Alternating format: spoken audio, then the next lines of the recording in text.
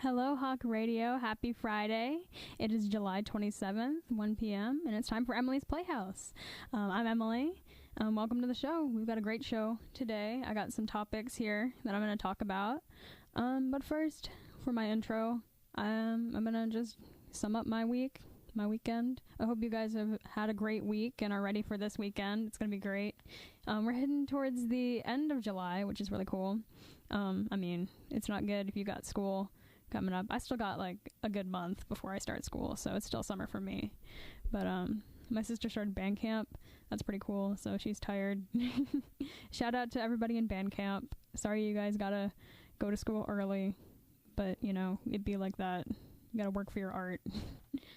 I finally got to see my friend Olivia's show Once Upon a Mattress this past Sunday, and it was really great. My friend Tegan was in it too, and their vocals were just amazing. I mean, I've heard Olivia sing, and she's literally one of the best singers I know, but Tegan, I haven't heard her sing like solo. We were in chorus together, but I haven't heard her sing by herself in ages, and she just killed it. So if you are in the Plant City area looking for something to do this weekend, today, tomorrow, and Sunday are your last days to check out Once Upon a Mattress at Plant City Entertainment, downtown Plant City. Check it out. Tickets I believe are available online.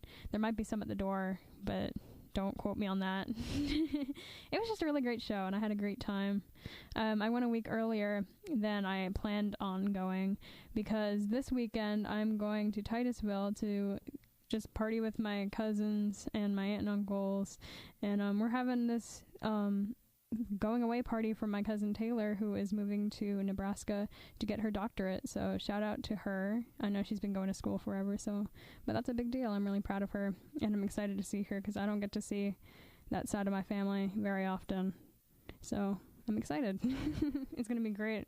I don't know what's in store yet, but it's a long drive. Might go swimming. Might watch movies. I'm expecting food. It's gonna be great, and I'm really excited about it. What else is going on? You guys know I do the Rocky Horror Picture Show. Word on the street is that we are going to be performing at Tampa Bay Comic Con on the Saturday, August 4th. So that's really exciting. We're really excited because that's our first convention performance. We haven't performed as this cast. I mean, I know there's people on my cast who have performed at Comic-Con before, but as this cast, we've never performed at Comic-Con, and that's a really big deal. So we're really excited to have this gig, and come check us out if you're going to be at Comic-Con. It's at 9:30 in Ballroom D on August 4th, so come check us out. We got some big stuff planned. We're going to have prop bags, obviously, and it's just going to be a great time. Come party with us. Might have some videos. I don't know what's in store yet. It's going to be a surprise for all of us. But yeah, that's what's going on. If you can't make it to our Comic-Con show, we have our regular weekly show every week, Friday at the 𝘍𝘍𝘬 Cinemas of 𝘗𝘭𝘠. It's on North Dale Mabry. It's like 1778 North Dale Mabry Highway. And yeah, we just got a new stage, so that's really exciting, and it's just phenomenal. That theater is so great to us, and we love it there at the 𝘍𝘍𝘬. Shout out to the 𝘍𝘍𝘬 for keeping track of us crazy lunatics. But yeah, come check out our show if you got the chance. Sometimes we perform here in Ybor, and it's just a fun show if you've never seen it before. So that's what's going on. I hope you guys are having a great week. Today I'm going to be talking about, this was in the news, I guess, recently. You guys know I like Marvel. And Kevin Feige, one of the directors of some of the Marvel movies, was talking about how Robert Downey Jr. ad-libbed this line in the very first MCU movie, Iron Man. And we're going to talk a little bit about that and how it kind of set the stage for the rest of the movies. I never thought I'd say this sentence, but I'm going to be talking about Teen Titans. The Teen Titans Go to the Movies movie came out, I don't know when it came out, like this week recently, like within the past couple days. And I guess there's an end credit scene that's got people talking, so I'm going to talk about that a little bit. And then I'm also going to be talking about Invader Zim. That's a show I haven't watched since I was like 11. But yeah, that they had a trailer for this 90-minute movie that they're coming out with later this year, or maybe next year, I don't know. But they released a trailer for this 90-minute movie, Invader Zim movie, and that's really exciting. They released it at Comic-Con, which was like this past weekend, And I'm going to talk a little bit about that. It sounds like a really informative and exciting show. So stay tuned. Oh, here is a song that I want played at my funeral. I hope you enjoy it. We'll be right back. Welcome back to Emily's Playhouse. That, of course, was the theme from the movie Space Jam, which came out in 1996 with Bugs Bunny and Michael Jordan. We love Space Jam in this house. Looking back, that probably wasn't the best song from the Space Jam soundtrack to play, but, you know, that being Fly Like an Eagle, but, you know, what you gonna do? Anyway, welcome back. This first segment, I'm going to talk about an article that has been floating around my Facebook all week. It is entitled, Kevin Feige Reflects on How One Ad-Lib in Iron Man Set the Tone for the MCU, and it is by Sci-Fi. So, Iron Man is the first film in the Marvel Cinematic Universe, and a decade after its release, we still look to it for a lot of precedents other MCU films have stuck to. The blend of comedy and action, the post-credit sequences, the frequently dead villains, and so on. Iron Man also helped set the tone for the MCU in a more subtle way, though, and it came at the very end of the film, when Robert Downey Jr. decided to go off script and just blurt out, "I am Iron Man." And he says it like that, exactly like that. Wait, is this a video? Wait a minute. Oh, it's like, hang on. Let me find where he says it, because I promise you. Fantastic.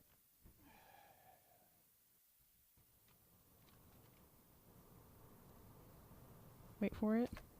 I am Iron Man. Da, da, da, da, da. That's a classic. Anyway, in the film's final scene, after the villainous Obadiah Stane, played by Jeff Bridges, has been defeated, Tony Stark is all set to speak at a press conference concerning what just went down at Stark Industries. Before he takes the stage, he's handed an alibi by S.H.I.E.L.D. agent Phil Coulson, played by Clark Gregg. He was on his yacht when the incident happened, fake travel papers and all, and the man in the quote-unquote iron suit, as Stark points out it's really a gold titanium alloy, was his bodyguard. This is not only a way of preserving his secret identity for the films, but it's also true to the comics, as Iron Man was publicly viewed as Tony Stark's bodyguard for years in the Marvel Universe. When it came time to shoot the moment, though, Downey added one of his many improvisations to the film. He looked at the cards, hesitated, and said, "I am Iron Man." Director Jon Favreau and producer Kevin Feige could have insisted on using another take with the alibi intact in the finished film. In a new interview with Deadline to celebrate the film's 10th anniversary, Feige both revealed the ad-lib and explained why it was important to take a chance, and how that chance served the MCU going forward. And Kevin Feige says, "That success inspired us to go further in the trusting ourselves to find balance of staying true to the comics and the spirit of the comics, but not being afraid to adapt and evolve and to change things," Feige said. "It's a fine line. If you're changing something for no reason, that's one thing. But if you're changing something because you want to double down on the spirit of who the character is, that's a change we'll make." Tony Stark not reading off the card and not sticking with the fixed story, him just blurting out, "I am Iron Man," that seems very much in keeping with who that character is. It just hadn't been done in the comics before, but it was something very much in keeping with the comics character and what he could have done. I think it did inspire us all. I think it did inspire us on all the movies. What I love now, 20 movies in, is how fans expect the MCU to change and adapt. They expect us to be inspired by the comics as opposed to being slavishly devoted to them. That approach, inspired by as opposed to word for word based on the comics, has served the MCU well, from disposing of the Dr. Donald Blake alter ego in Thor, to avoiding Spider-Man's origin story, to tweaking the motivations behind the inter-superhero battle in Captain America Civil War. It allows the films to be both recognizable and fresh simultaneously. And while we can't hinge every single one of those choices on Downey's moment of inspiration, it did help lay the groundwork for a universe still capable of surprising us today. And that's it. So that's really cool. A lot of stuff in the MCU movies are ad-libbed. Like I know in Infinity War, Spider-Man's whole death scene, "Mr. Stark, I don't want to go," was ad-libbed. And there's like a scene in Thor where Thor puts his hammer on a shelf for comedic relief, which was ad-libbed. And there's a bunch of other stuff I saw a post on Twitter listing them all. And I think that's really cool. And I know Stan Lee probably appreciates it too. I mean, that they're not like sticking word for word from the comics. I mean, because then you would know what happens and it would leave little to nothing to the imagination, you know what I mean? So I mean, with this, it gives us a fresh new look, but it's still staying true to like who the characters are, and I think that's really cool. So shout out to Robert Downey Jr., shout out to Iron Man, shout out to Stan Lee for creating these characters for us. So yeah, that's all I really have to say about that. That article had been floating around my Facebook for a little while. And I don't know, I just thought it was really cool. I like stuff like that, where it's like what from like the very beginning, what like inspired the other movies and stuff like that, and then what have they kept, and how do they do it, that kind of stuff, like what's going on there. So yeah, so this next music break, I heard on the radio the other day and I was jamming. It is the original version of Life is a Highway by Tom Cochrane. Stay tuned, we'll be right back. Welcome back to Emily's Playhouse. I'm Emily, and we're actually going to continue this music break with Forbidden Love by Selena. Stay tuned. That was the Teen Titans theme song, the full thing, by Puffy Amiyumi. And that song goes so hard, oh my gosh. And then they ruined it. They remixed it for the reboot, Teen Titans Go. Man, such a great song. Anyway, I played that because I'm going to talk a little bit about the new Teen Titans movie that just came out. It's not really a Teen Titans movie, it's a Teen Titans Go movie called Teen Titans Go to the Movies. And it looks cute, you know. I'm a fan of animation, and it's 2D animated, so mad respect for that. I like the original Teen Titans better than Teen Titans Go, but I'm not hating on Teen Titans Go either. But yeah, I have no idea what this movie's about. But I saw somebody posted on like Twitter or something. There's an end credit scene, and it got it piqued my interest. It piqued my interest. So I have a little article here on it, and it says the scene comes as a surprise as the credit sequences begins to get all distorted and wavy, like the reception of an old TV, and we see a quote-unquote home movie of the original Teen Titans 2000s cartoon series. All of a sudden, a portal opens up in the middle of the screen, and we find the original Teen Titans cartoon characters looking out, with Robin proclaiming to his team that we may have found another way to come back. This mid-credit scene is pretty epic, as it hints that there could be a resurrection of the 2000s Teen Titans series, which has been a big debate in the fandom. The 2000s Teen Titans ran for 5 seasons, as long as Teen Titans Go has now, before it was ended and later relaunched as Teen Titans Go in 2013. Teen Titans Go, like, Teen Titans was like this, it was really dramatic, and it dealt with like darker themes. It was a really good cartoon. It was obviously Robin, you know, Batman's boy wonder or whatever. It was Robin, and he leads the Teen Titans, who are Beast Boy, who's played by 𝘱𝑒 Cyborg, who I think had his own movie at one point, played by Khary Payton, also known as the voice of Rafiki now. Mad respect. Who else? Starfire, voiced by, I forget her name. It's like Ashley Johnson or something like that. Raven, voiced by Tara Strong. And I think that's all of them. 1, 2, 3, 4, 5. Yeah. So it's the 5 of them. Raven, Beast Boy, Cyborg, Robin, and Starfire. And yeah, they're the Teen Titans, and it was a darker themed show. And then Teen Titans Go was like, it was really goofy, and it was like bathroom humor. And I don't hate it, honestly. I think it's, people hate it too much. They don't give it enough credit. Like, it's written really, some of the episodes, I mean, obviously, some of the episodes are just bathroom humor, but some of the episodes are really clever and funny, and, you know, they're fully aware that they are indeed a reboot of an original show, which I appreciate. You know, Nightwing is in an episode, and they always make jokes about Batman, and the songs are kind of catchy, you know, they drop bangers sometimes, but yeah. So anyway, going back to this article, the original series leans a lot closer to the style of traditional DC animated series like Batman the Animated Series or the Justice League series, but still carried a lighter tone with the same voice cast as Teen Titans Go. That's another thing, like, the voice cast didn't change. It's the same voices from the original carried over to Teen Titans Go. So Scott Menville plays Robin. Oh, Hynden Walsh, that's her name. Ashley Johnson plays Tara, another character on the show. But Hynden Walsh plays Starfire, Tara Strong plays Raven, Khary Payton plays Cyborg, and 𝘱𝑒 plays Beast Boy, embodying the same characters respectively: Robin, Starfire, Raven, Cyborg, Beast Boy. I already told you that. So here's another thing, in case any of you guys are interested. Maybe not, but after that end credit scene, why not, right? The August 13th episode of Teen Titans Go will be called Tower Renovation, and will deal with the aftermath of the events of Teen Titans Go to the movies, so fans will be eager to see if anything official is announced about a Teen Titans revival. Meanwhile, the much darker live-action Titan series will debut on the DC Universe streaming service this fall. So that's pretty cool. I'm going to talk about Invader Zim coming back in the next segment. So, I mean, we're just getting a bunch of these reboots. You know, they just announced a reboot of Rugrats, which, I mean, I don't know how I feel about that yet because they're probably going to change a lot. But that's really cool. As long as they don't ruin it, I'm all for bringing back the shows of my childhood, you know? I'm one of the few. I probably, like, Powerpuff Girls was kind of whack, so I stopped watching that. But, I mean, you know, if you do it right and it's going to be good, Nickelodeon's doing a great job, you know, with bringing back Invader Zim with the original cast and everything, and Rocko's Modern Life is coming back, all of these reboots. You know, if you do it right, you know, you can't go wrong. They brought Double Dare back. It's not bad. It's not bad.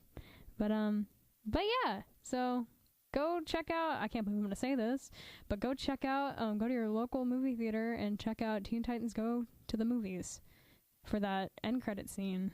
I like the Deadpool joke they made in the trailer, so they said, I forget, Cyborg says to Slade, he says, "Are you Deadpool?"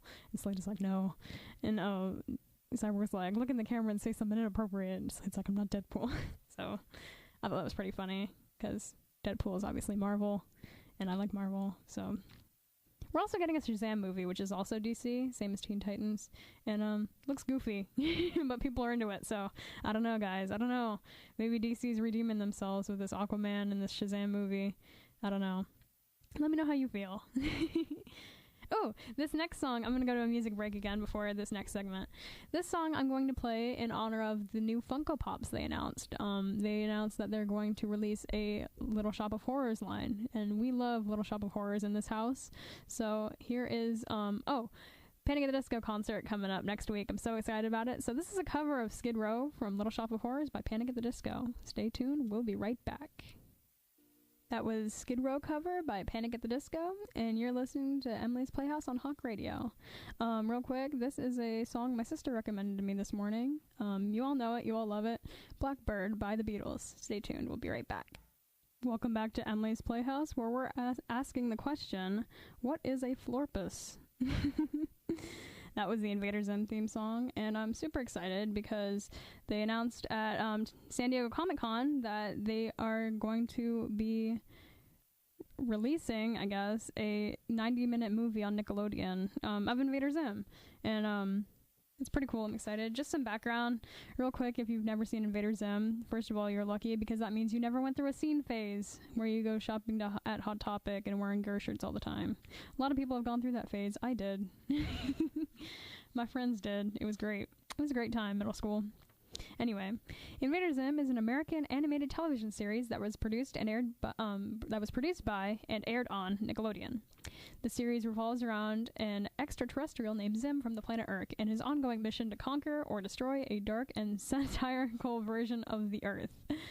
His various attempts to subjugate and destroy the human race are invariably undermined by some combination of his own ineptitude, his malfunctioning robot servant 𝘗, and his nemesis Dib, one of the very few humans not oblivious enough to be unaware of Zim's identity. Invader Zim premiered on March 30th, 2001. It was targeted at children in their early teens and met with critical acclaim. After the first season of the show's ratings began to suffer, before the second season was completed, Nickelodeon canceled the series, leaving at least 16 episodes unfinished. Because of its continued fan base and above average DVD sales since cancellation, Invader Zim has been called a cult hit. It really is, you know, those scene kids and new scene kids getting introduced to this show, they keep it alive, man. It's been like 16 years now, and, you know, we still want to see those 16 episodes that were left unaired. It was a really dark show. Like, I remember one episode where he, like, steals organs from these kids and he just eats them all, and like he becomes this weird organ monster, and he rips eyeballs out of another kid in another episode and replaces them with like mechanical eyes. It was a really dark show, but we loved it, man. We loved it. The series consists of a pilot episode, 46 episode segments, and at least 17 episodes that were in production at the time of the series cancellation. As of August 19, 2006, all produced 46 episodes have aired on television and have been released on DVD. On December 24th, 2011, the pilot episode finally aired on television. I remember I was watching it. 38 episode segments were originally broadcast in pairs, each 12-minute episode segment debuting in the same half hour. There are 8 double-length episodes. This list is ordered by the episode number and the DVD releases with broadcast dates. That's not important. Almost every episode was directed by Steve Russell. Shout out to Steve Russell. The only exception is the pilot, which was directed by Jordan Rychek. And in the pilot, Zim was not voiced by Richard Horvitz. He was voiced by Billy West. So shout out to our favorite friend, Billy West, known for the Red M&M and a bunch of Futurama voices. You know him.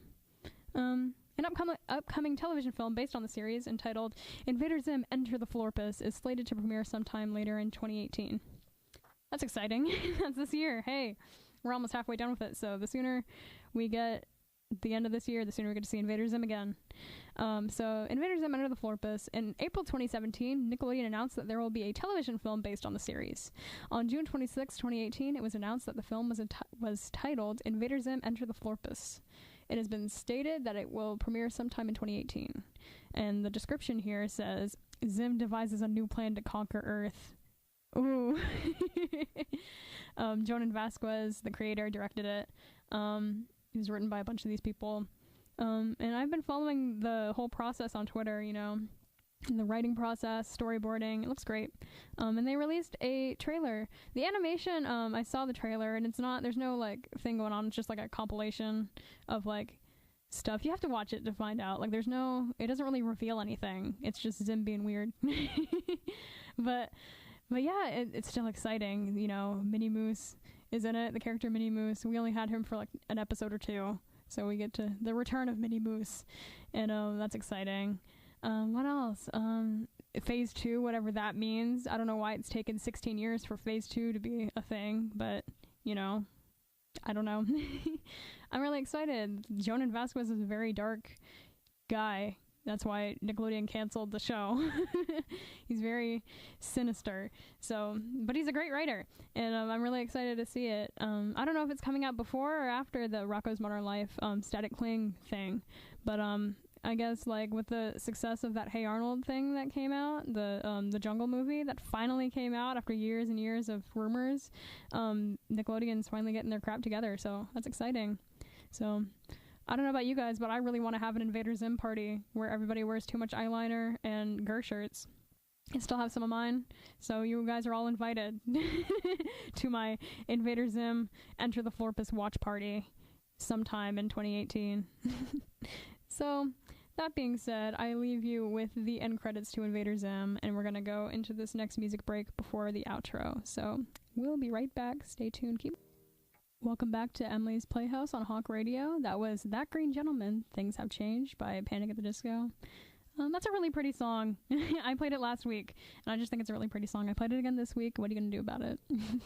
I'm really excited, because Wednesday is the Panic at the Disco concert at Amalie Arena. Woo! If you haven't got your tickets already, you're out of luck, because they're sold out, and they have been sold out for about a month now. Probably more.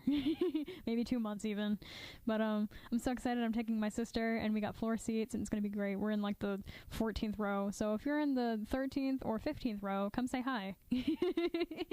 But yeah, I'm really excited. It's going to be a heck of a show. I know it. He always puts on a great show, and I'm just really excited. So yeah, so brief moment of reflection. I think I should start another segment, like, underrated Backstreet Boys songs or something. I was thinking about that on the way here. What do y'all think? Yeah. So today I talked about Kevin Feige reflects on how one ad-lib in Iron Man set the tone for MCU. And that line, in case you missed it, was, of course, I am Iron Man. At the very end, it's like the last spoken line, the last line even, like, at all, in Iron Man, spoken by Robert Downey Jr. He ad-libbed that. And that was, like, the defining moment that the directors and producers in the MCU realized that they don't have to stick to the comics. They can, you know, stray away from it while still being true to the characters. And that's really, I admire that. Movie making is magical. Especially when you're taking something from, like, a play or a book or a comic book, you know, it's just something that's already been written and you adapt it for the screen. You can make or break it, but I mean, people at Marvel really know what they're doing, and I admire it. I want to do that someday. But yeah, and then I talked about, speaking of movie making, I talked about the Teen Titans Go to the Movies is the name of the movie. Teen Titans Go! ! Which is the name of the show, to the movies. Came out this week, and there was an end credit scene. Spoiler alert, sorry, I didn't think you guys would care, but spoiler alert, I spoiled it earlier. There's an end credit scene where you see the original Teen Titans, and it hints at bringing them back, so go check it out. Go check out that movie. I can't believe I'm saying it. Apparently it has like 100 on Rotten Tomatoes, which shows you how reliable Rotten Tomatoes is. But yeah, go check out Teen Titans Go to the Movies. Also check out Mamma Mia. Like Mamma Mia, Here We Go Again. That looks really good. I really want to see it. But that's out too. I forget what else is out. I think that's it. Those are the two big ones right now. I mean, I wouldn't say Teen Titans Go is up there with Mamma Mia, but I mean, who knows after that end credit scene. Check it out. And then I talked about Invader Zim, which they released Nickelodeon released a teaser. It was just a hodgepodge kind of thing, like not really any spoilers or anything for it, but it's like a, hey, he's coming back, phase 2, you know, kind of thing. And what I was saying earlier was the animation is kind of like the comic books. They had Invader Zim comic books for a while, and I have like 2 volumes of them, and that's kind of the animation kind of takes from that as opposed to the original series. So I mean, I don't think it's going to be too bad getting used to, but it's different. You can tell there's a difference, and I'm just really excited to see these characters again. You know, they're really different, you know, exuberant yet dark. And I'm telling you, you're all invited to my house for the Invader Zim watch party whenever it happens. You know, bring your eyeliner and whatever, rings and earrings and shirts. I forget what else. Bring your, what does he eat? Freaking tacos? Bring your tacos. We'll have some tacos and watch Invader Zim. Just like middle school. I haven't watched that show since I was 11. Like, it was canceled when I was like 3, and then my friend got me into it when I was like 11, and I don't know, man, I'm just such a late bloomer. Like, I didn't get into this stuff until after it was cool. Same with My Chemical Romance. That was around the same time. Anyways, yeah, that's all I got for today. I hope you guys enjoyed this week's show. I don't really know what I want to talk about next week. I think we're coming close to the end of the semester, so I mean, that's kind of sad. This is episode 10, by the way. I don't know if I mentioned it, so we've been doing it for 10, 11 weeks now, and that's pretty cool. Thank you all for listening every week. Next week, I really want to talk about The Normal Heart. Like, that movie has not left my mind since I watched it. Mark Ruffalo's in it, and it's just, it hit really hard. I couldn't watch it in one sitting, and it just made me sad, so maybe I'll talk about that next week. Maybe some more Marvel news will be leaked that I could talk about, because I'm kind of running out on that, too. Give me some song requests.